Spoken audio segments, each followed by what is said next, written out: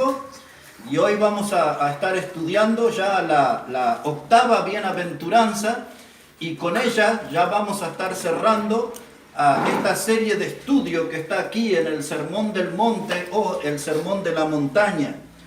Cuando se habla de este sermón, muchos se quedan en el capítulo 5, pero este fue un sermón bien extenso que ocupa del capítulo 5 hasta el 7 del Evangelio de Mateo. Pero aquí en el capítulo 5 y versículo 10 dice la palabra de Dios: bienaventurados los que padecen persecución por causa de la justicia, porque de ellos es el reino de los cielos. Bienaventurados sois cuando por mi causa os vituperen y os persigan y digan toda clase de mal contra vosotros mintiendo. Gozaos y alegraos, porque vuestro galardón es grande en los cielos, porque así persiguieron a los profetas que fueron antes de vosotros. La palabra bienaventurados es la palabra griega makarios. Makarios, que quiere decir muy dichosos, muy felices. Y esto suena como extraño, porque ¿cómo puede ser uno muy feliz cuando es perseguido? Cuando el enemigo de la fe trae la peor intención, que es la de quitar la vida a aquel que lleva el mensaje de Cristo. Aquellas personas que nos antecedieron o que nos precedieron en la fe eran perseguidos porque ellos se entregaban por enteros a la causa de Cristo. Era gente que estaba en serio en esto del Evangelio. Eran hermanos nuestros que vivían sin derechos. No había leyes que los protegieran. Y ellos tenían que vivir en la ilegalidad. Y mientras eran perseguidos, dice la carta a los Hebreos en el capítulo 11, versos 37 y 38, que ellos vivían como errantes por los desiertos y vivían en los montes y habitaban ellos en las cuevas y en las cavernas de la tierra. Nuestros hermanos en la fe, ellos se vestían de una manera muy simple, con ropas humildes que reflejaban la pobreza material. Eran vestimentas de pieles de ovejas o de pieles de cabra, y así ellos andaban por la vida. Pero esos hermanos que eran poderosos en fe, hermanos que tenían un testimonio poderoso de su fe en Cristo, ellos eran perseguidos por los líderes religiosos, los sumos sacerdotes, los sacerdotes. Ellos fueron perseguidos por el poder político y fueron perseguidos por los emperadores romanos. Pero la fe de ellos les llevó adelante. No había nada que pudiera detener esos testimonios tan llenos de vida, de vidas que vivían lejos del fanatismo, pero bien cercanas a la fidelidad a Dios. Y esos hombres y mujeres del pasado nos iluminan desde allí, marcándonos el camino de la obediencia, marcándonos el camino de la fidelidad a Dios. Y ellos nos iluminan para marcarnos el verdadero camino de la fe. Ellos son el espejo en el cual nosotros deberíamos mirarnos. Y ellos eran gente perseguida, eran cristianos, hermanos, que tenían sus corazones ardiendo de pasión por la causa de Cristo. Eran hermanos que estaban encendidos por esa llama divina, esa llama santa. Eran hombres y mujeres que tenían, como Jeremías, fuego de Dios en sus huesos. Nada lo detenía. Ellos iban adelante llevando el mensaje de la palabra de Dios, llevando el testimonio del Evangelio de Jesucristo. Y mientras eran perseguidos, mantenían el gozo, la satisfacción de poder servir al Salvador. Estos hombres y mujeres eran gente consagrada, perseguidos por su fe. Lo que nos resulta muy curioso, que hoy en día la mayoría de los cristianos, no solo que nadie los persigue, sino que la gente huye de algunos cristianos. Huyen del mal olor, de los malos testimonios que tienen. Pero estos hombres del pasado eran hombres que, como Pablo le escribió a Timoteo, en la segunda carta, en el capítulo 2 y en el versículo 3, Pablo le dijo a Timoteo: sufre penalidades como un buen soldado de Jesucristo. Esos soldados cristianos no eran cristianos, hermanos, de azúcar que se disolvían rápidamente. No eran cristianos de manteca que se derretían. Eran cristianos sólidos. Por eso Pablo dice que el cristiano debe aprender a sufrir penalidades como un buen soldado de Jesucristo. Y ahí surge la pregunta: ¿qué clase de soldados somos nosotros? ¿Calificamos como buenos soldados? Porque hay muchos que son desertores, muchos abandonan las filas del Señor y se van al mundo. Muchos desertores de la fe abandonan las filas del Señor y se meten en el pecado, se meten en las tinieblas. Muchos de los desertores de la fe dejan el camino del Señor y se van de la mano con Satanás por ahí. Pero el soldado fiel, el soldado verdadero, ese está dispuesto a sufrir penalidades como un buen soldado de Jesucristo. Y Pablo también le escribió a su discípulo Timoteo. Y Pablo le dijo en la segunda carta, en el capítulo 3 y en el versículo 12, le dijo que aquellos que quieren vivir piadosamente padecerán persecución. Cuando Pablo habla de vivir una vida piadosa, está hablando de vivir una vida santa, una vida pura, una vida apartada, separada para Dios. Vivir una vida piadosa significa tener un estilo de vida inclinado al bien. Y usted y yo tenemos que tener esa clase de vida. Una vida piadosa, pero el que toma esa decisión, la Biblia le advierte, padecerá persecución. Las críticas ácidas caerán sobre usted. Ataques vendrán de todas partes, desde el grupo familiar, desde el lugar que trabaja, desde el vecindario donde vive. Cuando uno quiere vivir piadosamente, la persecución aparecerá, la persecución surgirá. Por eso, mis hermanos, es que tenemos que prepararnos. Este mundo, nuestro hermano, no es nuestro hogar. Nosotros somos ciudadanos del cielo. La Biblia dice en Filipenses 3 y versículo 20 de que nuestra ciudadanía es celestial, de donde también esperamos al Salvador. Cuando decimos estas palabras y esta creencia nuestra, al mundo esto le suena como locura. El pensar heredar un cielo eterno para el mundo, eso es una utopía. Quiere decir algo que nunca va a ser realidad. Pero nuestra fe nos asegura que hay un cielo que nos espera. Somos ciudadanos del cielo. El mundo no es nuestro hogar. La Biblia lo afirma que aquí somos extranjeros y peregrinos. Eso quiere decir que aquí estamos de paso. Estamos regresando a casa cada día. Cada día que pasa, estamos regresando a nuestro hogar, a la patria celestial. En mi vida, mucha gente como predicador ha mostrado respeto por mí. En la sociedad, mucha gente ha mostrado respeto por mí. En el ámbito de la política, del periodismo, muchos mostraron respeto por mí. Pero por lo general un cristiano no es respetado, y mucho menos el mundo siempre, hermano, va a tratar de atacarnos, de lastimarnos. El mundo nunca va a ser cariñoso con nosotros. Si el mundo no quiere respetarnos, el mundo tampoco va a mimarnos, porque el mundo sabe que nosotros no somos de aquí. Esta tierra es un territorio hostil, es un territorio adverso para nosotros. Por eso Pablo, cuando le escribió a los filipenses, les desafió a ellos y a nosotros a resplandecer como luminares en el mundo, en medio de una generación que es maligna y perversa. Y ese es nuestro desafío. Resplandecer como luminares, iluminar como el sol, como la luna, como las estrellas, que nuestro estilo de vida se distinga en medio de esta sociedad corrupta. Más que sociedad, es una suciedad en donde estamos viviendo. Que nuestro estilo de vida se distinga en este mundo pecaminoso de tinieblas, en este mundo que abrazó al diablo. Nosotros debemos resplandecer como luminares en medio de esa generación maligna y perversa.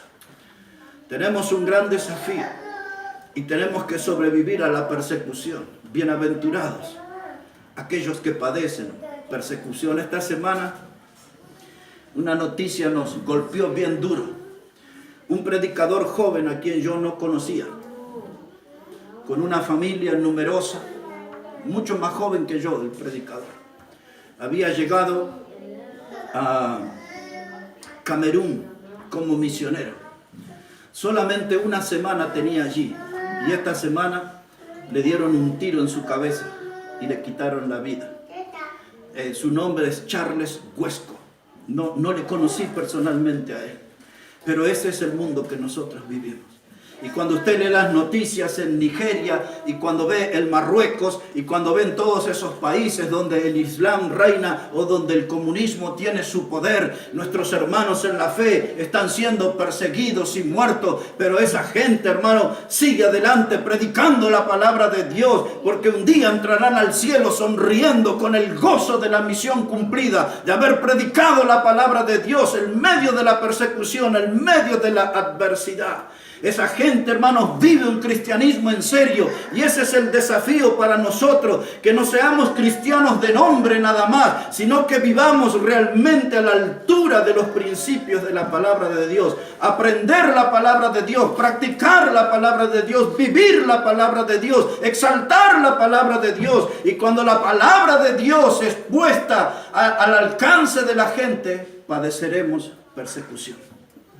Padeceremos persecución. Usted ya ha oído hablar de todas esas cosas que quieren imponer aún a nuestros niños en los colegios de la igualdad de género. Ayer yo publiqué algo sobre una mujer que dijo que ella es un gato. No es una mujer, es un gato. Desde los 16 años dice que se siente gato. Y la gente es así. Viene uno y dice, yo no soy un humano, soy un alienígena. Y si usted dice, no, usted es como yo, de carne y hueso, lo lleva a los tribunales, lo mandan a la cárcel y cosas así. Y a nuestros niños ya en la escuela, este es el debate que se viene ahora, ¿no? Que ya está ahí. Les quieren enseñar de que ellos son los que tienen que definir la identidad. Que un niño puede decir que es mujer, y esta semana que pasó mostraron aún en la televisión a una maestra intentando pintarle los labios a un niño, a un varón en el aula, y el niño se resistía. Todo esto quieren cambiar, pero la Biblia dice que Dios lo creó varón y hembra. No hay ahí homosexuales, travestis, ninguna cosa. Dios creó varón y hembra. Y ahora cuando nosotros nos paramos a favor de la palabra de Dios, llueven críticas, llueven ataques, la gente tiene deseos de matarnos, la gente nos acusa de intolerantes, la gente nos acusa de anticuados, de dinosaurios, toda clase de agresiones, y si nos tuvieran a su alcance nos quitarían la vida. Por eso nosotros como cristianos, cuando estamos en la palabra de Dios, tenemos que estar dispuestos, porque la Biblia dice, bienaventurado, muy felices, conserva el gozo en medio de la persecución. En medio de la persecución. Mire qué decía nuestro Señor en cuanto a esto. Si puede acompañarme al Evangelio de Juan, el capítulo 15, por un momento. Evangelio de Juan, en el capítulo 15. Y una vez que llegamos allí, vea cómo dice la palabra de Dios, versos 18 a 20. Evangelio de Juan, el capítulo 15, y los versículos 18 a 20. Así dice la palabra de Dios por labios de nuestro Señor Jesucristo.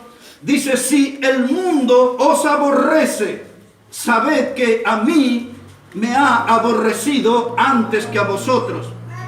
Si fuerais del mundo, el mundo amaría lo suyo. Pero porque no sois del mundo, antes yo os elegí del mundo, por eso el mundo os aborrece.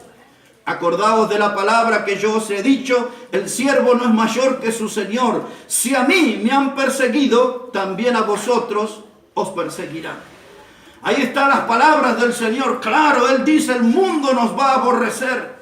Y Él nos recuerda que antes Él fue aborrecido por el estilo de vida que llevó, por la clase de mensaje que predicó, por el Dios que Él representó en la tierra. Él fue perseguido. Y Él dice, si ustedes están en el mismo camino, también serán perseguidos. También serán aborrecidos. Esa palabra aborrecer habla de un sentimiento de la gente hacia nosotros, de un odio, de muestra de desprecio a nuestra creencia y a nuestra persona. Este mundo no nos va a andar aplaudiendo a nosotros por ser cristianos. Este mundo nos va a aborrecer y nos va a perseguir. Y dice el Señor Jesucristo, antes me aborrecieron a mí, y ahora dice, a mí también me persiguieron, y a vosotros os perseguirán. Y en esa persecución el mundo no tiene límites. Porque mire lo que dice ahí al lado, en capítulo 16, versículos 1 y 2. Juan, el capítulo 16 y los versículos 1 y 2. Dice la palabra: estas cosas os he hablado para que no tengáis tropiezo. Os expulsarán de las sinagogas y aún viene la hora cuando cualquiera que os mate pensará que rinde servicio a Dios. Ese texto nos habla de lo que les conté recién, de cómo en el pasado y cómo ahora en nuestros días, hermanos en la fe están siendo muertos. Y hay gente que dice: bueno, nosotros aquí somos del Islam en esta nación, no queremos cristianos, y cuando viene un misionero los matan. Y es triste las imágenes que vemos de las iglesias donde están nuestros hermanos todos calcinados porque les prenden fuego. Hemos visto donde en lugares abren fosas y sientan a nuestros hermanos y viene la gente y los apalea y después los prende fuego delante de la vista de todo. Eso sucede en Centroamérica, eso sucede en México. Hemos visto en Brasil cómo vienen las topadoras y derrumban las iglesias. La persecución hoy está. Y si usted no sufrió persecución, es porque quizás no está predicando el mensaje del Evangelio correctamente. Porque el Evangelio está contra los hombres. El Evangelio está en contra del estilo de vida que tiene la gente pecaminosa. Y por eso la gente se opone al Evangelio. Porque el Evangelio señala sus faltas. El Evangelio señala sus pecados. El Evangelio señala que lejos de Dios que están viviendo. Y la gente se enfurece y se enoja contra el mensaje. Y terminan enfureciéndose contra el mensajero también. Pero bienaventurados, dice la Biblia, cuando padecéis persecución por causa de la justicia. Porque somos predicadores de justicia, predicamos a un Dios justo, predicamos una palabra que es santa y que es eterna. Y eso nos hace bienaventurados, muy felices. Y eso despertará la persecución del adversario. Ahora, la primera persecución de la iglesia. Y ahora nos vamos a meter un buen rato en el libro de Hechos de los Apóstoles para que podamos comprender cómo desde el comienzo de la iglesia nuestros hermanos en la fe fueron perseguidos. Si puede buscar ahí, por favor, Hechos de los Apóstoles en el capítulo 4. Hechos de los Apóstoles, el capítulo 4. Mire cómo dice la palabra de Dios allí, versículo 1 en adelante. Hechos de los Apóstoles, el capítulo 4, versículo 1 en adelante. Dice la palabra: hablándose ellos al pueblo. Ahí estaba Pedro y Juan predicando. Mientras ellos hablaban al pueblo, vinieron sobre ellos los sacerdotes con el jefe de la guardia del templo y los saduceos, resentidos de que enseñasen al pueblo y anunciasen en Jesús la resurrección de entre los muertos. Y les echaron mano y los pusieron en la cárcel hasta el día siguiente, porque era ya tarde. Pero muchos de los que habían oído la palabra creyeron, y el número de los varones era como 5,000. Ahí estaba, dice la palabra de Dios, los sacerdotes, el jefe de la guardia, gente de la religión o de la secta de los saduceos. Ellos vinieron sobre los varones de Dios y les reprendieron porque no querían que anunciasen la salvación, la resurrección eterna en Cristo Jesús. Y entonces fueron allí y los pusieron en la cárcel. Y aquí viene la primer persecución de la iglesia. Nuestros hermanos en la fe siendo perseguidos por la predicación, por el mensaje del Evangelio. El mensaje del Evangelio siempre va a despertar la furia en el pecador. El mensaje del Evangelio pone el dedo en la llaga, en el pecado de la gente. Y la gente reacciona con enojo, con furia y quiere terminar, sepultar el mensaje y sepultar al mensajero también. Ahí fueron puestos en la cárcel. Pero mire la reacción de los hombres de Dios. En este capítulo 4, verso 17, mire cómo reaccionaron ellos, Pedro y Juan. Dice: sin embargo, para que no se divulgue más entre el pueblo, amenacémosle, decían los sacerdotes y los saduceos, para que no hablen de aquí en adelante a hombre alguno en este nombre, es decir, en el nombre de Cristo, que nadie hable más. Ahora, verso 18 dice, y llamándolos, les intimaron que en ninguna manera hablasen ni enseñasen en el nombre de Jesús. Mas Pedro y Juan respondieron diciéndole, juzgad si es justo delante de Dios obedecer a vosotros antes que a Dios, porque no podemos dejar de decir lo que hemos visto y oído. Y esta debe ser la reacción correcta de un hijo de Dios. Cuando nos quieran intimar, esa palabra intimar no es que usaron palabras dulces, suaves, cariñosas. Usaron un término agresivo, una terminología violenta, una terminología que pudiera imponer miedo en ellos. Pero estos hombres eran buenos soldados de Cristo, nada los iba a detener, nada los iba a asustar. Y ellos se defendieron diciendo, es necesario obedecer a Dios antes que a los hombres. Aunque vengan ahí cortando cabezas, seguiremos predicando la palabra de Dios. Aunque la persecución se desate, ellos seguirían predicando la palabra de Dios, mis hermanos. Es ese nuestro compromiso, predicar la palabra de Dios. Aunque la persecución se desate, firmes hablando de Cristo. Amén. Pero ¿notó cuál es la estrategia del enemigo? Imponer temor y pedir con términos groseros que no se hable en el nombre de Cristo. Intente hablar en la universidad de Cristo. No le dejarán. Intente poner la Biblia en la universidad. Pero ahí va a encontrar cosas de Marx, del comunismo, del socialismo, del humanismo, de Hitler, de todo. Pero de Cristo no. No lo quieren. Mande a sus niños con un folleto de la iglesia al colegio. Y va a ver cómo la directora le va a llamar. Sin embargo, llevan publicidad de homosexuales y de todo esto, de estas doctrinas de género y de toda esa basura del infierno. Pero si nuestros hijos llevaran un folleto de la iglesia en el colegio, los padres serían citados. ¿Está entendiendo, hermano? Amén. Hay persecución.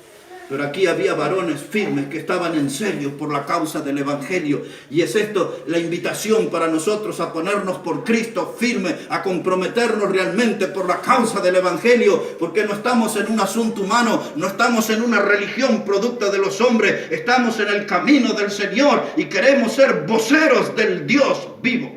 Amén. Y ahora aquí, en el capítulo 5, ahí vamos a descubrir la segunda persecución. Mire cómo dice la palabra de Dios, capítulo 5 de Hechos, versículo 17. Nos encontraremos con la segunda persecución a la iglesia. Dice la palabra de Dios, entonces, levantándose el sumo sacerdote y todos los que estaban con él, esto es la secta de los saduceos, se llenaron de celos. Hay un libro, Cantar de los Cantares, dice que hay celos que son más fuertes que la muerte. Celos que son más fuertes que la muerte. Y esta gente escuchó predicar al pueblo de Dios y sintieron celos, dice la Biblia. Dice verso 18, y echaron mano de los apóstoles y los pusieron en la cárcel pública. Que todo el mundo los vea para ver si se avergonzaban. Ahí estaban presos, todo el mundo los veía. Pero ellos no sentían vergüenza, ellos sentían el gozo de ser perseguidos y sentían el gozo y el gran privilegio de predicar sobre el Cristo resucitado, sobre el Cristo Salvador. Y mire cómo sigue aquí esta historia, Hechos capítulo 5, verso 40. Ahí cuenta cómo termina esta segunda persecución. Hechos 5, verso 40. Dice la palabra de Dios, y convinieron con él. Y llamando a los apóstoles, después de azotarlos, les intimaron que no hablasen en el nombre de Jesús y los pusieron en libertad. Y ellos salieron de la presencia del concilio gozosos de haber sido tenidos por dignos de padecer afrenta por causa del nombre. Y todos los días en el templo y por las casas no cesaban de enseñar y predicar a Jesucristo. Amén. Otra vez aparece la palabra intimar. Los pusieron contra la pared, los acorralaron, los insultaron, les dijeron las peores groserías. No prediquen más en ese nombre. Le mostraron esos dientes, esa cara de odio y le dijeron, no queremos que prediquen más en ese nombre. Y les vamos a dar un regalito extra. Los azotaron. Un castigo intenso que podía ser con látigo o varas. Y ese castigo, ya sea con cualquiera de esos elementos, látigo o vara, dejaba a la persona al borde de la muerte. Y aquí vemos a nuestros hermanos en la fe. Estaban intimados, maltratados, estaban allí castigados, azotados. Y uno puede imaginar esos cuerpos sangrantes, esos cuerpos malheridos. Y quizás la primera reacción de una persona es correr a una sala de primeros auxilios, a un hospital o a un sanatorio para atender las heridas. Pero estos hombres no había nada que los detuvieron. Dice el verso 42 que iban por las calles, por las plazas y por las casas hablando de Jesucristo. Estos estaban en serio. Estos cristianos nos muestran el estilo de vida que necesitamos vivir. Estos cristianos nos están marcando el verdadero camino de la fe. Estos cristianos nos están enseñando sobre el espejo en el cual nosotros debemos mirarnos. No hay un juego que se llama iglesia. Y no hay un juego que se llama cristianismo. Si usted está en el camino del Señor, tiene que estar en serio. Si usted está en el camino del Señor, tiene que tener compromiso con Cristo, con la causa, con el mensaje del Evangelio. Y no hay nada que nos pueda detener. Hay que ir adelante como estos hombres, como las mujeres en la Biblia, que ellos mostraron ese compromiso de llevar adelante el mensaje de la palabra de Dios. Pero sucedió lo que se veía venir. Y apareció el primer gran mártir de la iglesia. Era un muchacho joven. Era un predicador lleno del Espíritu Santo y de fe, dice la Biblia. Dice que todos los teólogos y los entendidos de religiones no podían debatir con él porque había un poder especial. Y cuando la gente miraba a este muchacho, dice que veían en él el rostro como de un ángel. Todo esto que le digo está al final del capítulo 6 del libro de Hechos. Ese muchacho se llamaba Esteban.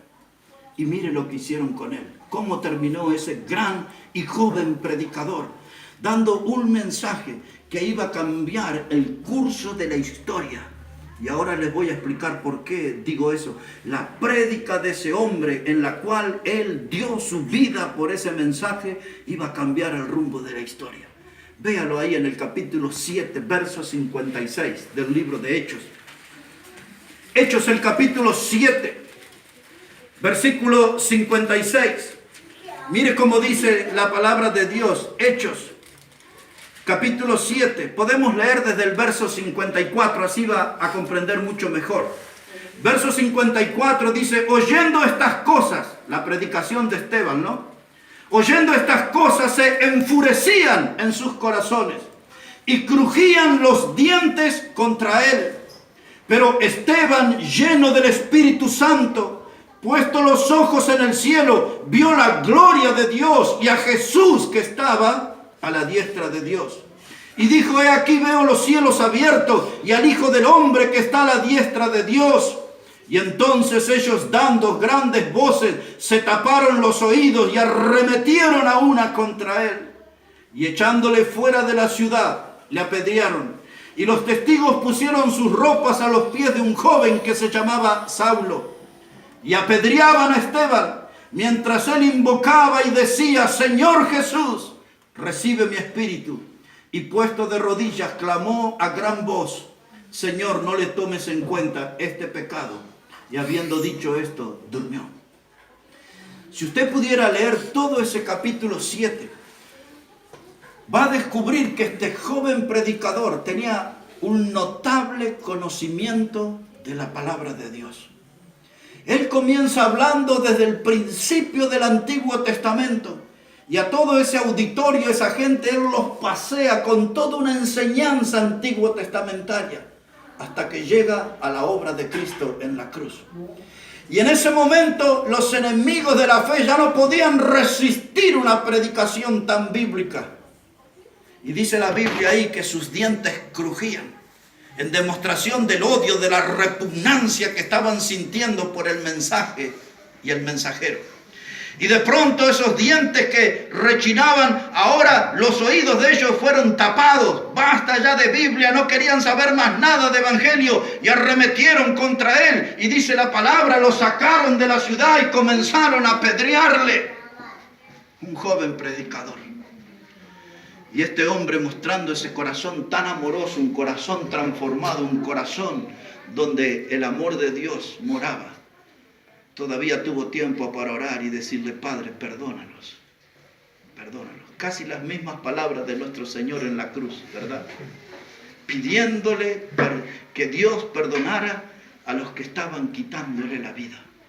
Y allí terminó ese predicador sepultado bajo las piedras.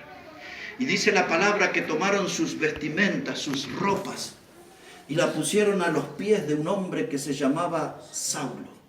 ¿Sabe quién era Saulo? Es el que después se transformaría en el apóstol Pablo.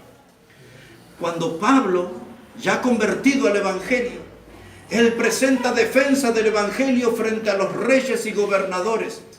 Eso está en Hechos 24 al 26. Uno se llamaba Festo, el otro se llamaba Agripa y el otro se llamaba Félix. Y cada vez que Pablo daba testimonio de Cristo, recordaba este evento del joven predicador muerto.